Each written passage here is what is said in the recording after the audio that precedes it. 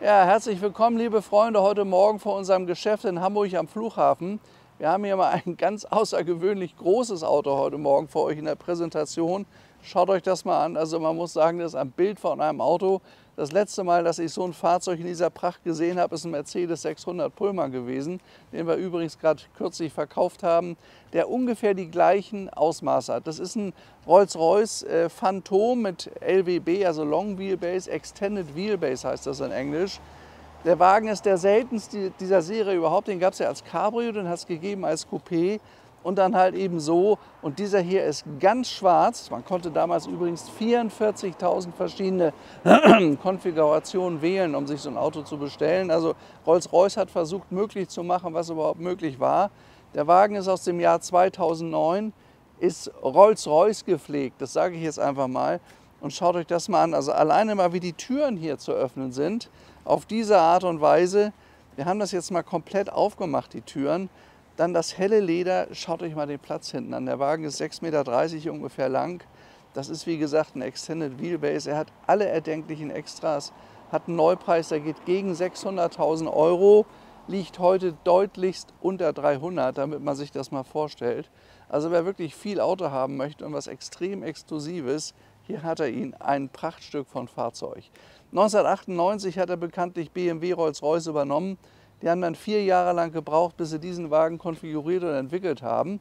Unser Auto ist dann 2009 bestellt worden. Es gibt von dem hier nur wenige hundert. Das ist eine wirkliche Rarität. Und dann der Qualität, ich denke, er hat ungefähr 60.000 Kilometer gelaufen. Natürlich Scheckheft gepflegt. Seht euch das mal an. Also alleine mal der Blick hinten in den Fond. Also man kann sich wenigstens so wie in der Business Class im Flugzeug absolut lang machen, auch die Sitze elektrisch nach vorne fahren. Er hat oben einen Sternenhimmel.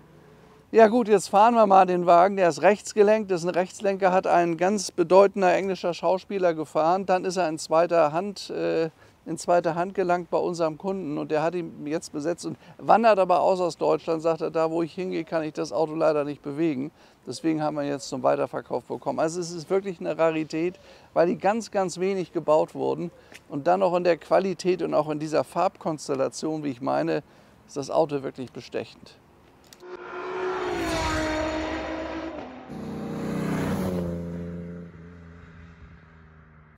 Ja, also Geräuschpegel. Wir haben gerade die 12-Zylinder-Maschine gestartet, die ist übrigens von BMW mit 6,8 Litern Hubraum und 450 PS, also hören tue ich vom Motor überhaupt gar nichts. Also es ist dermaßen leise, dass ich das Gefühl habe, dass die Klimaanlage lauter ist als der Motor. Ich kann überhaupt nichts hören. Hier vorne Klavierlack, da steht Phantom, das ist ein Rolls-Royce Phantom.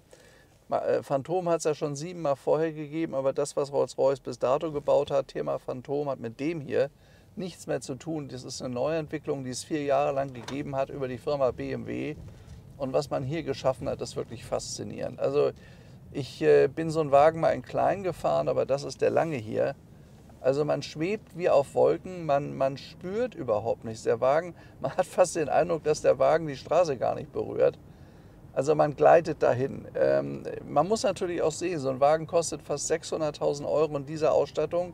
Und dieser lange Phantom ist der teuerste, den Rolls-Royce im Programm hat. Wenn man sich mal vorstellt, über 40.000 Farbkonfigurationen konnte man sich bestellen, je nachdem, was einem am besten gefallen hat. Rolls-Royce hat versucht, alles möglich zu machen. Also da kann man, glaube ich, sagen, dass die Marke Rolls-Royce von BMW verbessert wurde. Ob die früher so gut waren, da habe ich mal Zweifel. Dann, wenn man mal nach hinten guckt, Paul kann das mal zeigen, da ist ja 1 Meter Platz zwischen den Sitzen und den Vordersitzen. Meistens ja auch Chauffeur gefahren, so ein Wagen. Und er schwebt dahin. Man merkt übrigens überhaupt nicht, dass er rechtsgelenkt ist. Ich sitze natürlich hier auf der rechten Seite. Das Auto ist mal erst zugelassen in London bei einem ganz berühmten Fernsehmann. Von dem hat unser Kunde ihn dann auch gekauft. Aber wie er sich hier bewegt, ist einfach fantastisch. Er hat jetzt 65.000 Kilometer gelaufen. Draußen haben wir 24 Grad. Ist hier vorne zu sehen. Dann ist hier das Rolls-Royce Lenkrad. Hier vorne ist die Schaltkulisse, wo man gut erkennen kann, dass man jetzt auf D fährt. Und ja, Power, also man sieht, wie viel Power Reserve Wenn ich jetzt Gas gebe, dann wird das weniger. Das läuft umgekehrt, könnt ihr hier vorne sehen. Es gibt hier also kein Drehzahlmesser, sondern wie viel Power die Maschine gerade entsprechend zur Verfügung stellt. So ist das bei Rolls-Royce. Das heißt hier fast 100%, heißt wir sind fast im Leerlauf. Wir rollen hier dahin. Verbrauch von so einem Auto 20 bis 25 Liter, wiegt 2,7 Tonnen. Also die Maße und die Daten erinnern mich so ein bisschen an Mercedes 600 Pullman, wobei das seinerzeit ein völlig anderes Auto gewesen ist, was man da gebaut hat. Also hier gleitet man dahin, hier vorne alles schwarzer Klavierlack. Das ist sensationell gemacht. Also von den Materialien her und von der Verarbeitung, denke ich, kann man sowas nicht besser machen. Ich denke auch, dass da Rolls-Royce heute mittlerweile wieder vorne liegt. Das ist fantastisch und das Gefühl, was man hat, wenn man hier lang schwebt, die Servolenkung spürt man überhaupt nicht. Man schwebt über die Straße und man hat so den Abstand zur Außenwelt, so nenne ich das mal, so zum Drumherum. Man ist hier völlig wie in so einer Burg hier für sich, gleitet man dahin. Also man ist entspannt, es ist leise um einen herum und man sieht ja diese Autos auch ganz, ganz wenig im Straßenverkehr.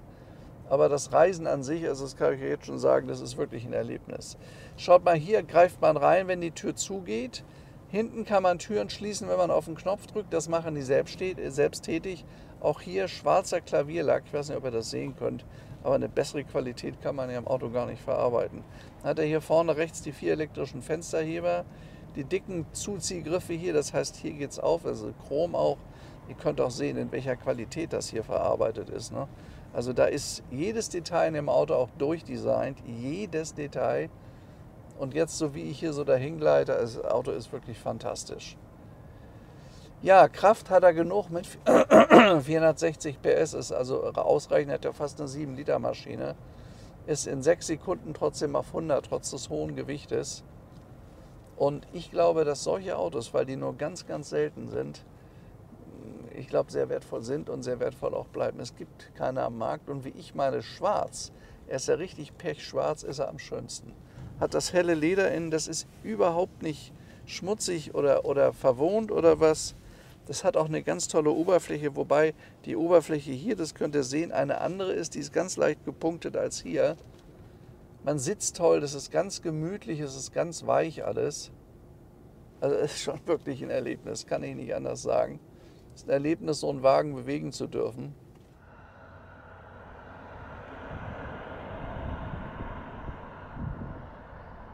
Ist jetzt noch ein Viertel drin, hier unten zeigt er 182 Kilometer Reichweite, wird einem hier angezeigt. Das heißt also, der hat ungefähr einen 100-Liter-Tank, schätze ich.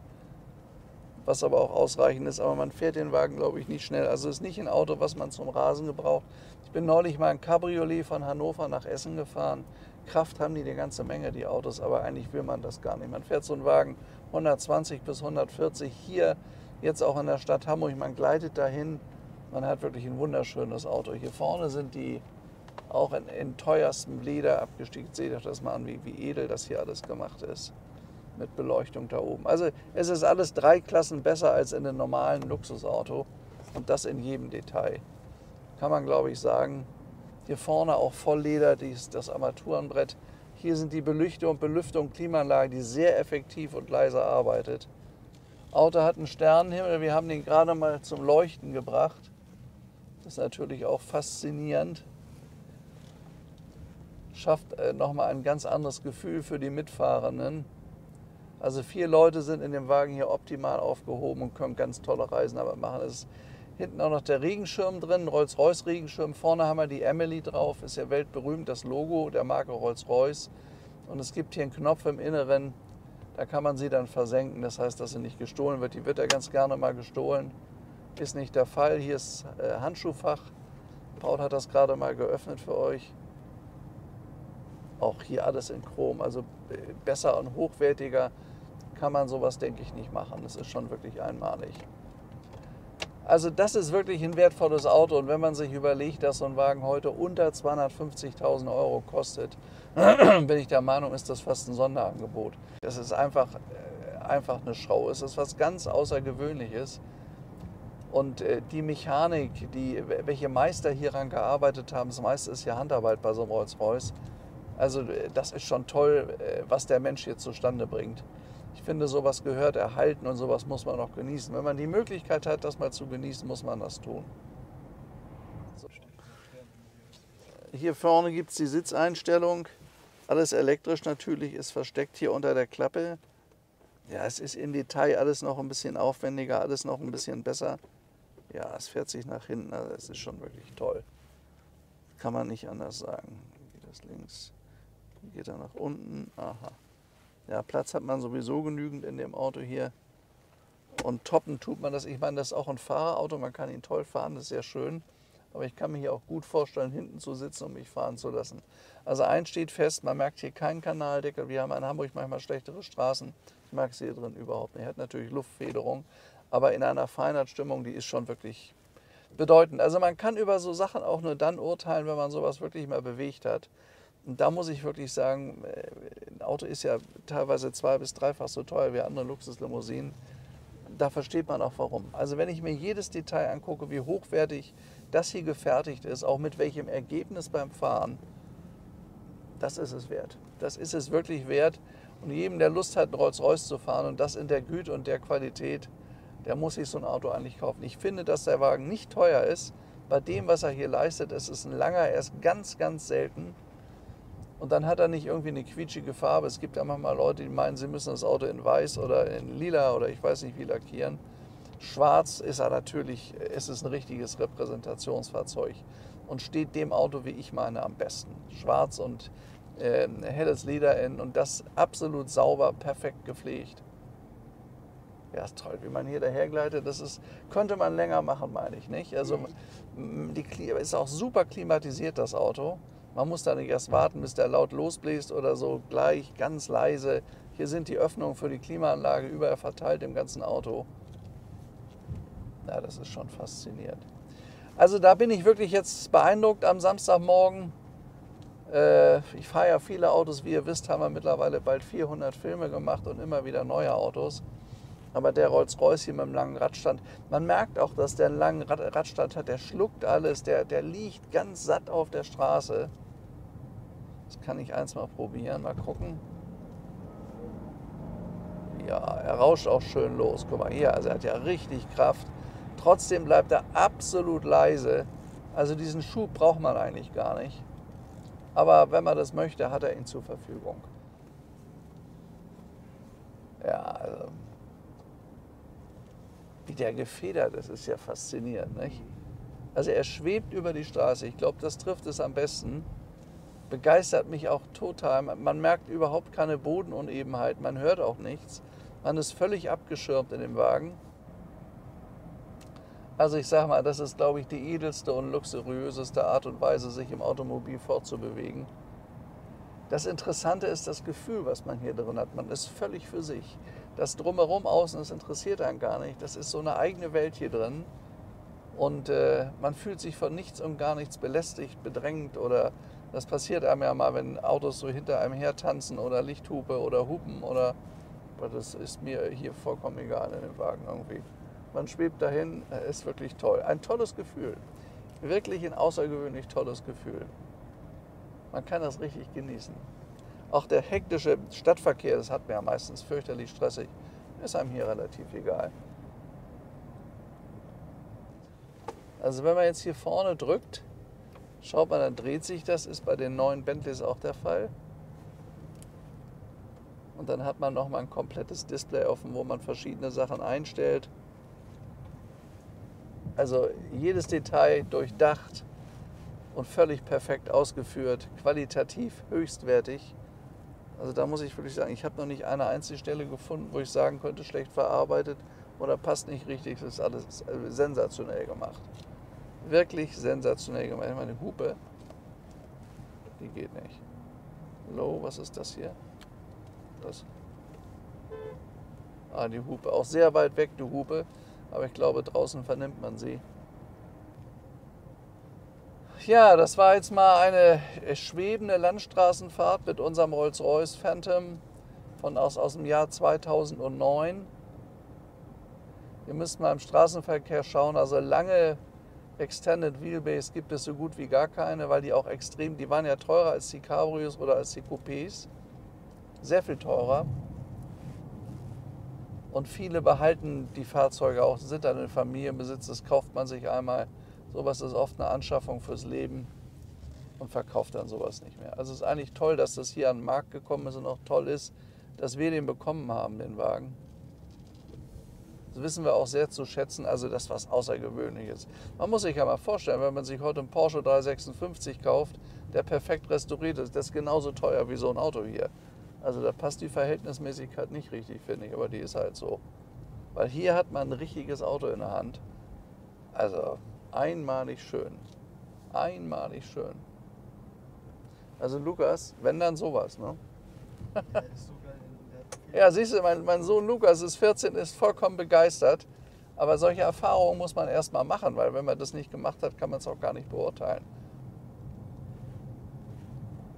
Sitzt auch so hoch wie im SUV fast. Ja, das ist, man sitzt hoch, also einfach majestätisch.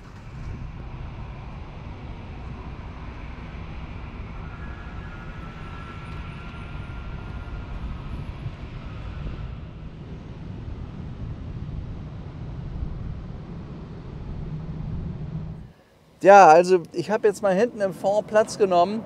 Es ist ja hier wirklich ein außergewöhnlich großer Platz. Schaut mal hier, ich kann die Beine einfach lange ausstrecken. Hier vorne haben wir die Monitore im Rücksitz. Ich mache das mal nach vorne, schaut euch das mal an. Das sind erstmal Tischchen, wo ich meine Getränke drauf legen kann. Und dann öffne ich das und dann haben wir hier einen Monitor. Also auch das haben wir da, nicht? Ich habe das gesamte Bordnetz hier praktisch zur Verfügung, habe auch einen Computer und kann dann hier einstellen, was ich entsprechend möchte.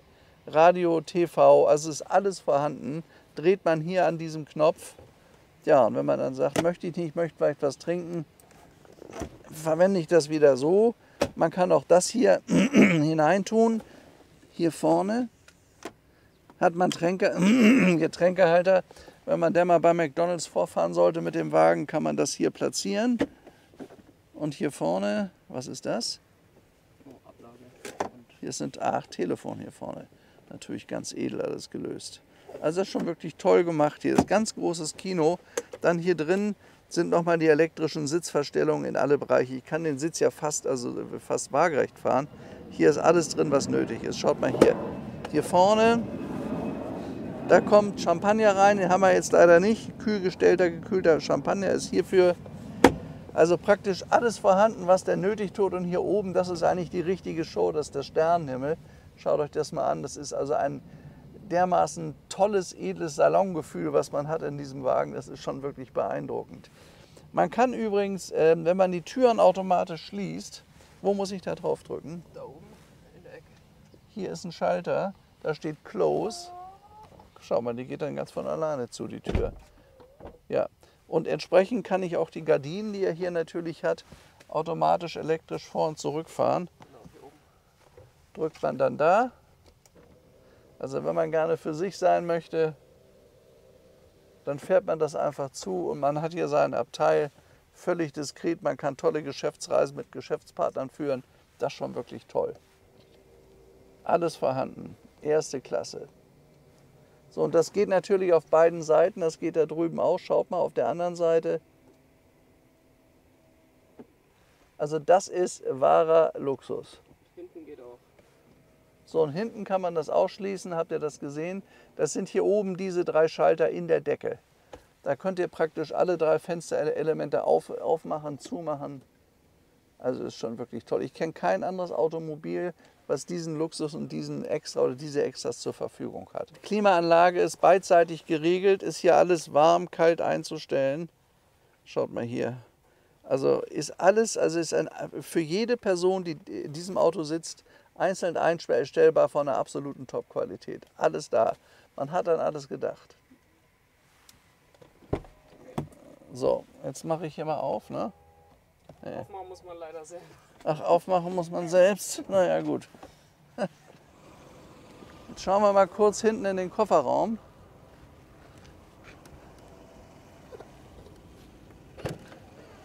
Geht auch elektrisch auf und zu. Also hier genügend Reisegepäck verfügbar zum Beladen. Schöner großer Kofferraum. Muss bei einem Auto, was 6,30 Meter lang ist, natürlich auch sein. Hier vorne, was haben wir hier? Ich denke mal, das ist die Betriebsanleitung von Rolls-Royce. Ist natürlich ein bisschen umfangreicher, ja, das ist die Betriebsanleitung, die ist also sehr, sehr umfangreich. Rolls-Royce Phantom, ja, schaut mal hier, also auch in edelsten weißem Leder gehalten. Rolls-Royce Betriebsanleitung hinten. Dann haben wir hier, das ist ein Reiseetui, ja, Batterieladekabel, damit die Batterie nicht kaputt geht. Ist auch da, auch mit Rolls-Royce Logo. Also man hat hier wirklich im Detail an alles gedacht. So, hier geht es wieder zu elektrisch. Der Motorraum, weißt du, wie der aufgeht? Das weiß ich jetzt in dem Fall nicht. Ah ja. Der Hebel ist einfach zu finden, wie bei anderen Autos auch, auf der rechten Seite. So, hier vorne ist der 12-Zylinder-Motor, wie gesagt, BMW-Aggregat mit 670 PS. Hat jetzt gute 60.000 Kilometer gelaufen. Im Detail muss er mal sauber gemacht werden, ist ein bisschen vollgestaubt, das ist auch wirklich alles.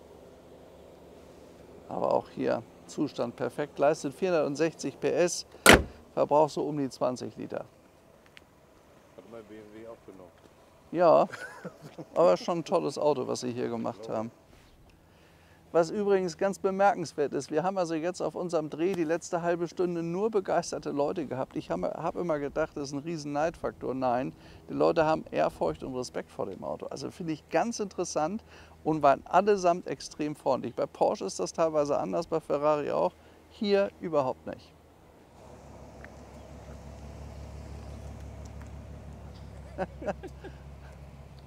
Da kamen eben 3 Bentleys angefahren.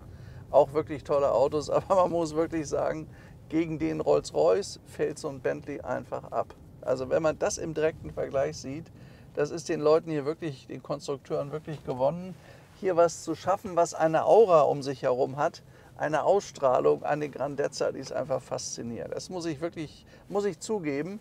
Also wenn ich jetzt so, ja, der ist also wenn man sich überlegt, im Einstieg auch gar nicht weiter groß teuer, der Wagen, nicht?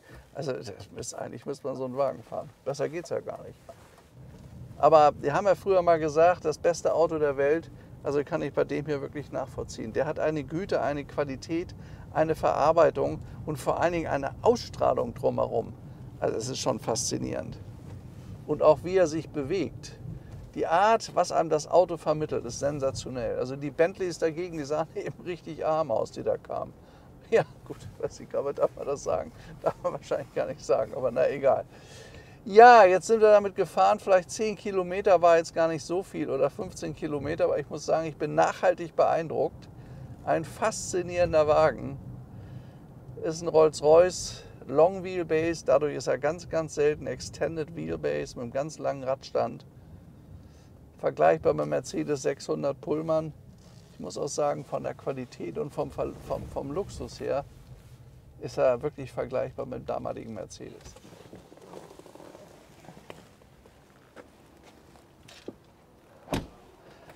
Ja, es war wirklich ein faszinierendes Auto, faszinierende Fahrt, Zustand neuwertig der Wagen. Also für jemanden, der das Außergewöhnliche liebt und Spaß hat an sowas, ist das Auto sensationell. Schaut euch diese Form und diese Linie an. Das ist was. Also, ich sage alles Gute, bis zum nächsten Film. Euer Stefan und ciao.